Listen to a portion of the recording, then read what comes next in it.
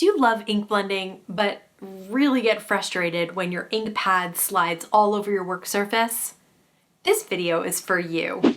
Hi everyone, I'm Rebecca Keppel, and in today's video I am super excited to share with you the latest Waffle Flower ink pad holders. These are made from the high-grade silicone that they make their stencil mats from, and they are low profile, so they don't take up a lot of room on your work surface. Let's check out the different sizes of these brand new ink pad holders and how they work. Let's take a look at all four orientations of these ink pad holders. They all come in these perfect little bags that keep them dust-free and dog hair-free if you're like me. There's the mini slim ink pad holder, that was first, then the rectangular, then the mini ink pad holder. You can either have 8 ink pads, 8 ink cubes, or 4 with their caps. And there's also the square ink pad holder for oxides. Now, let's use some of their other new supplies like stamps and dies to work with the new ink pad holders and create a few cards. So I'm going to use the mini stencil mat here, that's what I'm working on, to hold the stencil in place in the corner. And I'm using the square ink pad holder to hold 2 different distress oxides in place. They also work the square with regular distress ink. And you can see that I am not having to hold the ink pad at all when I use the Waffle Flower mini detailed blending brushes on the ink pad. So to me, not having to think about that and being able to focus on the stencil, and I am using the stencil from the Star Snowflake Christmas bundle, and it is a double stencil, so 2 stencils layered on top of each other with 2 different colors of distress ink on each stencil, and look at how pretty that is. I actually cut this out with the die, not realizing that it would cut out all the little pieces. I wasn't paying attention. But now I'm using that square ink pad blender to hold that ink pad in place while I am ink blending with the larger Waffle Flower blending brushes on some cardstock. So you can see that I don't have to hold that cardstock because it is in the corner of the stencil mat. It just makes it easier for me to have something to do with my left hand, but I didn't have to hold anything in place, neither the ink pads nor the paper. I am using the stamp set that came in that Star Snowflake bundle, and I'm going to heat emboss it with some silver sparkle embossing powder. Don't forget, you can heat emboss on your stencil mats. So they hold heat, they are non-stick, you can ink blend on them. So I did die cut out that sentiment, and then I decided to die cut that background die for the snowflake as well out of some pearl foil cardstock and then pop that all up. And I absolutely love this bundle, that it's got the dies, the stamps, the stencils, everything is so beautiful in that set. It makes some really beautiful cards. Now I'm using the larger stencil mat from Waffle Flower, but I'm using the mini ink pad holder. So it's got, you can see 4 squares on the left hand side there and 4 squares on the right. I was putting my little round foams on the right hand side, or you can put the caps on the right hand side, or you can put all open ink cubes and have 8 open ink cubes. So you can see there I have the blue and then the blue cap, and I am just doing a rainbow of that snowflake stencil. I'm going to use some glitter cardstock this time. I die cut out the background and then stenciled on top of it, and now I'm die cutting out the really fine detailed snowflake, and I'm using some liquid glue to adhere it on top of that background. So that's all you need to do. If you stencil the snowflake, then you can just put that detailed layer on top. And it comes with some stitched ovals, stitched squares, things like that, that you can put the sentiments from the stamp set. They fit right on there. So I'm going to stamp this one in 2 different colors because it says merry and bright. So I thought that was a fun way to include both the sentiment and the idea of the sentiment. And I'm going to pop that up on top of the center of that snowflake. So I'm just going to use a little bit of foam adhesive and just pop that up right on top. And then I'm going to take, there's a star in that die set. This Snowflake star bundle comes with a ton of different dies.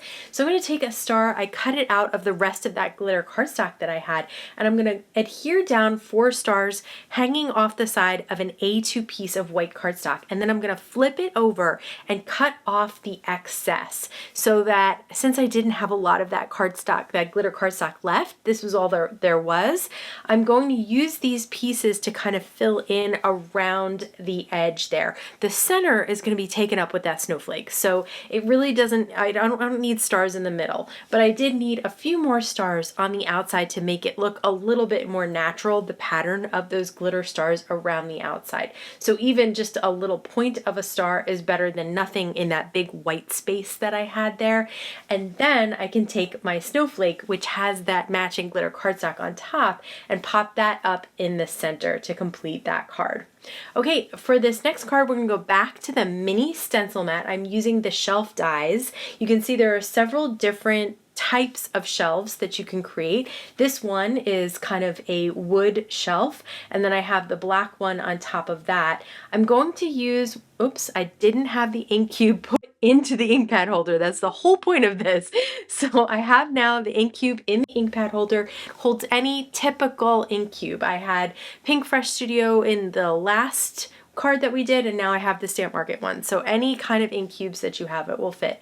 And I'm just using one of the tiniest little detail blending brushes from Waffle Flower to add a little bit of darkness to this wood grain, because I thought it would help the wood grain stand out a little bit and make it look a little bit more realistic. So the black doesn't really need anything, but there are all these little accessories for the shelf from the Shelves Additions die. So there's plants, there's little baskets, there's a little pen cup holder, a pen, a pencil, there are a couple of mugs. So I thought using a couple of ink cubes would be a really great way with these tiny little detail blending brushes to color in these little die cuts. So I cut everything out of white cardstock, and then I'm just coloring some of them in with those ink cubes and those tiny little brushes. And I love that the ink cubes stay where they are, because those little guys especially, they're hard to hold while you're trying to do your ink blending. Now you don't have to hold anything. So you don't have to hold the large ink pads, you don't have to hold the little ink cubes. Nothing is straying all over my work surface. Everything is staying in place, and it makes this process a lot easier. So I just pick my color combination and then get to work coloring those little die cuts. And the die cuts stay in place on the stencil mat because everything is made with that high grade quality silicone that really stays on your work surface without damaging it, and also as the die cuts and everything stay in place on it. Okay, I have a sentiment from the Story Sentiments stamp set here. It says, "Thank you for being part of my story." And I'm going to put the 2 shelves on a white piece of A2 cardstock and then just fill the shelves just to make them look cute. So this is just such a fun set because you can change it up in a million different ways. You can have different colors, you can have different elements on here, but I really love these kind of home decor sets like this. The next ink pad holder that we're going to use is the rectangles. So I have them on the side. You could have them on top if you want.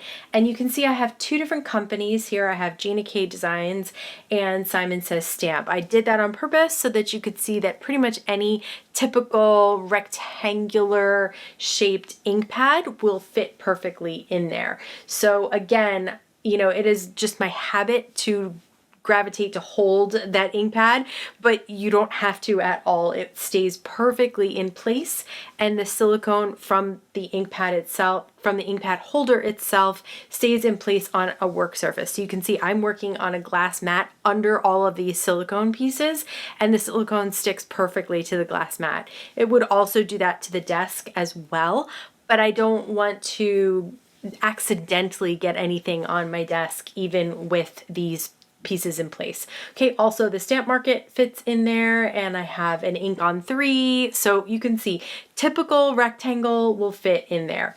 Now these are the little bookmark dies, and they come with a bunch of accessories. So for this one I'm going to cut out a little tab.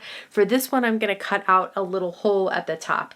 And so you can see there's the hole at the top of the blue one and the tab on the left hand side of the green one. I used another sentiment from that same sentiment, story sentiment stamp set.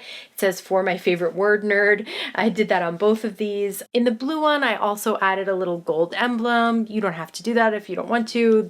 You could put stamps on there. You could add one of those little die cut plants if you wanted to. I wanted to make a tassel for the blue one, so I am tying some twine around a couple of fingers to make a thick loop of a bunch of twine, and then I am going to tie a knot around one end of that loop. So just an easy knot, no problem there. Then I'm going to cut one end, the other end that's not tied, and that's going to create all the little strings at the end there. Once I'm done with that, I am going to tie it again around the bottom so that I have kind of a loop that is tied off, and then the strings that are just kind of going wild at the top. So just easy basic knots around all of these and you'll be fine. It will stay in place. So there's the knot at the bottom. Now I'm going to put one of the strings through the bookmark and then through the loop that I tied at the bottom there. And that is how I'm going to knot it to the bookmark itself. So once I have it through the loop, I'm going to pull it tight, and then I am going to kind of figure out how I want it to lay, and then I'm going to tie yet another basic knot. Super, super easy. This is not like a really technical way to create a tassel, but it works and it looks super, super cute on the end of this bookmark. So again, once I tie that knot, then I cut off any strings that are not staying with the rest of those strings there, and now I have a tassel on the end of my bookmark. Super easy, so much fun to create. I'm going to be making a ton of these. So this is the book I'm reading right now, and I'm going to try both the tab there, I love that, and also the tassel fits in there nicely as well and just sticks out and super cute. So if you're giving somebody a book or a card about reading, this would make a great gift to add in or throw into the card as well. I love how easy the new Waffle Flower ink pad holders are to use and clean and store. Don't forget to stop by my blog. There's a link down below so that you can enter to win a Waffle Flower gift card. If you want to see more about those Waffle Flower stencil mats, I have a whole video about them over here. As always, I want to thank you so much for stopping by and spending time with me today. Please stay safe, stay healthy, and I'll see you again soon. Just say stencil mats. Why can't you just let that go? One more time.